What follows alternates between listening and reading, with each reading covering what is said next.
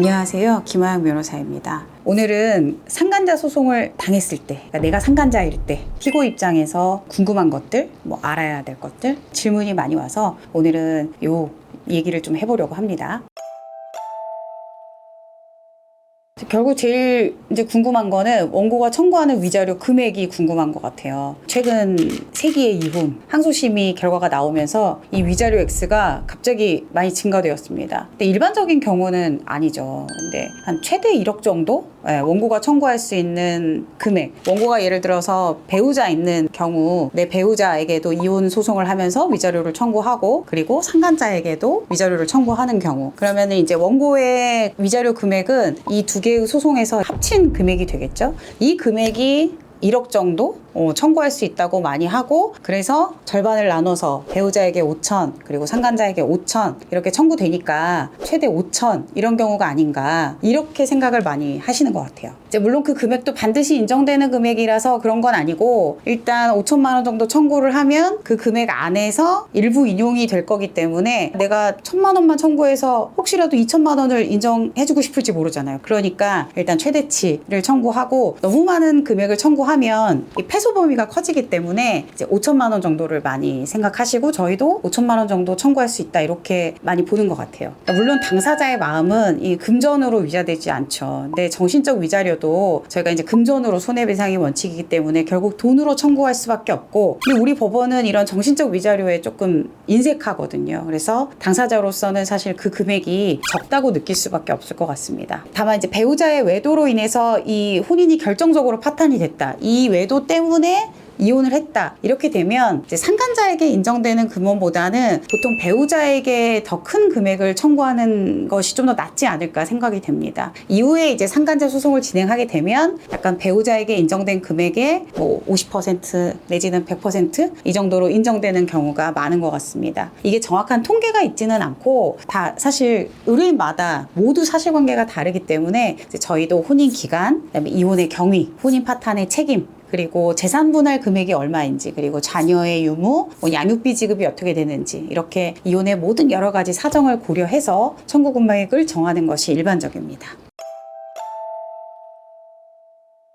위자료를, 상간자 입장에서는 위자료를 줄여야 되겠죠. 그러면 이제 첫 번째로는 이 위자료의 원인 사실이 사실 해결이 돼야 되겠죠. 그러니까 내가 바람을 피웠으면 그 바람 핀 사람하고 정리를 해야죠. 우리가 엎질러진 물을 다시 주워 담을 수는 없지만 내가 관계를 정리했다, 너무 미안하다, 이렇게 사죄하는 경우가 위자료를 사실 줄일 수 있는 유일한 방법이자 최대한 줄일 수 있는 방법인 것 같아요. 또 이제 만약에 다른 사정이 있다면 이걸 적극적으로 소명을 해야 되겠죠. 내가 말 안 해도 알 거야, 이런 건 없습니다. 다 말을 해야 돼요. 가령 예를 들어서 유부남인 걸 몰랐다, 유부녀인 걸 몰랐다, 이런 경우가 있다면 그 부분에 대해서 소명을 해야 되겠죠. 그래서 이제는 정리를 했다든지, 아니면 나는 헤어지자고 적극적으로 노력을 했지만 매일 와서 매달리고 매일 선물 공세를 하고 이렇게 하다 보니까 정리가 완벽하게 안 됐다, 이렇다든지, 아니면 만난 횟수가 적다, 그러면 그런 내용 등을 이제 변호사와 상담을 하면서 일단 유리한 사정들을 모아서 확정을 하고, 또 적극적이지만 좀 조심스럽게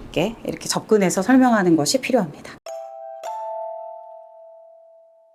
몰랐다, 처음부터 알았다고 하는 경우보다는 몰랐는데 나중에 알았다, 혹은 그런 낌새는 있었지만 물어보지 않았다가 좀 더 명확하지 않은가 싶어요. 그러니까 기혼자여도 상관없다 이렇게 만난 경우도 많고, 근데 반대로 정말로 아닌 경우도 있어요. 그러니까 이혼남이라고 했는데 사실은 이혼이 되지 않은 경우도 많이 있습니다. 당연히 통상적인 경우에는 이제 정리를 해야 되겠죠. 사실 나도 이 사람이 유부남이었다면 처음부터 만났을 생각은 없다는 거잖아요. 그러니까 이제 정리를 해야 되는데, 우리가 이미 이제 관계가 상당히 진전이 되면 이게 단칼에 베어내기가 쉽지가 않잖아요. 처음부터 상대방이 기혼이었다, 상관없다 그러면 대처할 필요가 없겠지만, 보통은 기혼이어도 괜찮은 경우는 아니겠죠. 유부남이었으면 안 만났을 거잖아요. 그러니까 시간이 걸리더라도 이렇게 거절을 하고 단호한 태도를 좀 보여주셔야겠죠.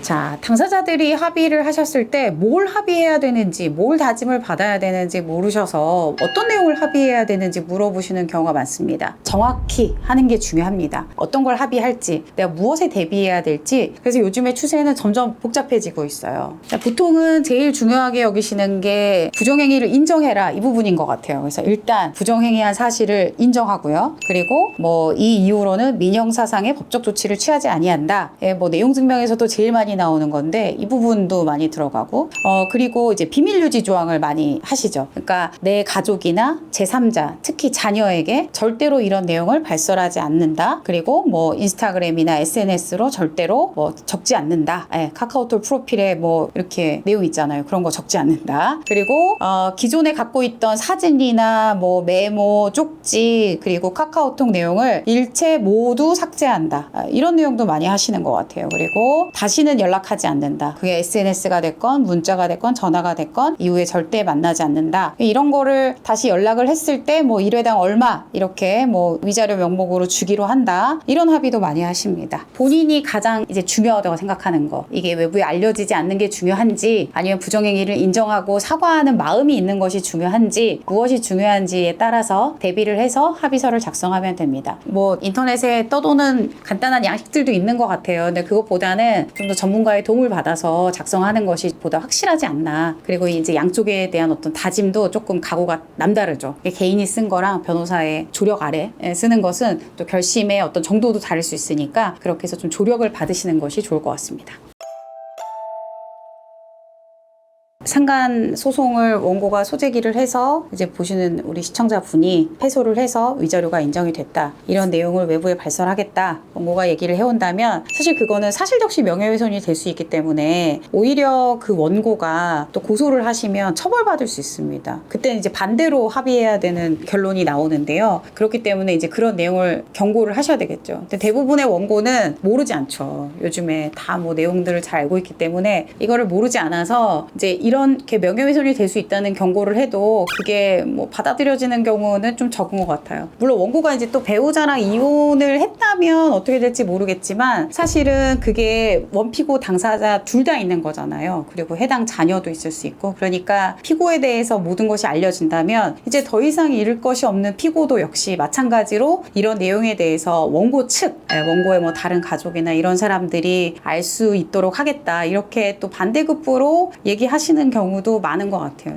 뭐가 됐든 간에 사실은 그 두 가지 다 좋은 경우는 아니니까 그 전에 좀 원만히 좀 원고의 마음이 회복이 될 수 있도록 좀 소송 과정에서 조금 이게 다독여지면 이런 부분은 좀 리스크를 줄일 수 있지 않을까 생각이 됩니다. 저희가 소송을 진행을 해보면 이제 이게 상당한 기간이 경과가 되거든요. 그래서 저는 이제 예를 들어서 원고를 대리할 때는 만약에 원고가 명예훼손이 될 수 있는 이런 내용을 퍼뜨리겠다고 하면 원고의 태도가 뭐 완강하면은 말릴 수는 없지만, 그것보다는 사실 다른 리스크를 만들지 말고 이제 잘 정리가 됐으니 그냥 남은 인생을 좀 즐겁게 사시는 게 좀 더 낫지 않겠느냐 하고 좀 말리는 입장이긴 합니다. 그러니까 이렇게 좀 원고 대리인 쪽에서 좀 말려주면 이게 조금 좋아질 수 있는데, 이게 뭐 반대라면 사실은 이런 거를 적시를 하고 SNS에 게재를 해서 또 다른 법률 분쟁이 발생할 수 있잖아요. 이런 걸 약간 부추기는 뭐 경우도 있어서 그런 부분은 좀, 근데 피고로서는 사실 막을 수가 없는 부분이기 때문에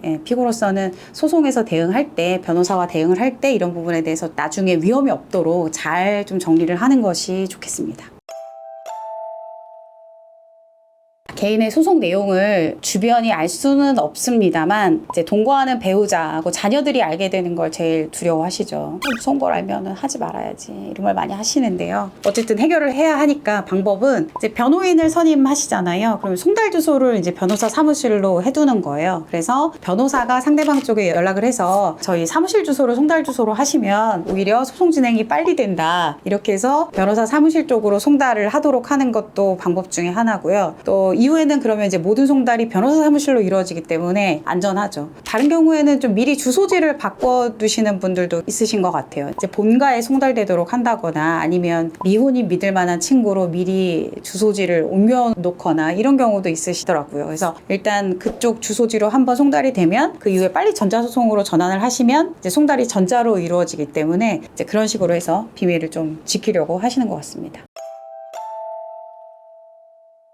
오늘은 많이들 궁금해하시는 위자료 어디까지 청구가 될 수 있는지, 그리고 내가 이 소송을 남들 모르게, 가족들 모르게 진행하고 싶다, 이런 부분에 대해서 말씀을 좀 드렸는데요. 도움이 좀 되셨으면 좋겠습니다.